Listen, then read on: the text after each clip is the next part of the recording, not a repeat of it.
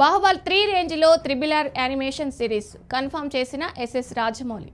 రాజమౌళికి Japan market మరియు అక్కడి animation అంటే ఎంత ఇష్టమో గతంలోనే స్పష్టమైంది.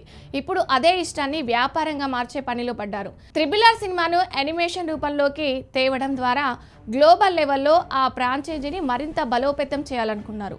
కేవలం సినిమాకే పరిమితం కాకుండా యానిమేషన్ ద్వారా ఆ పాత్రల బ్యాక్ స్టోరీని లేదా కొత్త సాహసాలను చూపించే అవకాశం ఉంది.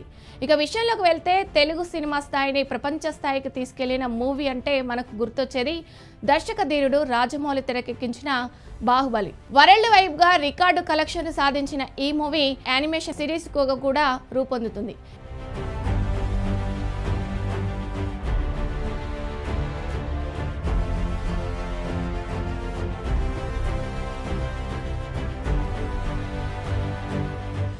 ఇప్పుడు ఇదే బాటలో కూడా త్రిబుల్ కూడా రానుంది. ఇక ప్రస్తుతం రాజమౌళి తన ఫోకస్ అంతా మహేష్ బాబుతో చేస్తున్న వారణాసి సినిమా పైన పెట్టారు. 2027 ఏప్రిల్ 7న విడుదల కానున్న ఈ సినిమా కోసం ఇప్పటికే భారీ ఏర్పాట్లు జరుగుతున్నాయి. ఇంకా ప్రియాంక చోప్రా, పృథ్వీరాజ్ సుకుమారన్ వంటి స్టార్స్ ఇందులో కీలక పాత్రలు పోషించనుండడంతో హాలీవుడ్ మీడియా కూడా రాజమౌళిని ప్రత్యేకంగా ఇంటర్వ్యూ చేస్తుంది. ఇక ఈ క్రమంలోనే ఆయన త్రిబుల్ యానిమేషన్ అంశాన్ని బయటపెట్టారు. జపాన్లో త్రిబుల్ ఒక కల్ట్ క్లాసిక్గా నిలిచింది. అక్కడ స్టూడియోలు యానిమేషన్ మేకింగ్లో ప్రపంచంలోనే నెంబర్ 1.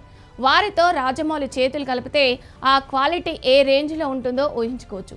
కేవలం యాక్షన్ మాత్రమే కాకుండా భారతీయ సంస్కృతిని, పురాణ గాథలను యానిమేషన్లో చొప్పించి విదేశీయులను ఆకట్టుకోవడం జక్కన్న ప్లాన్లా కనిపిస్తుంది.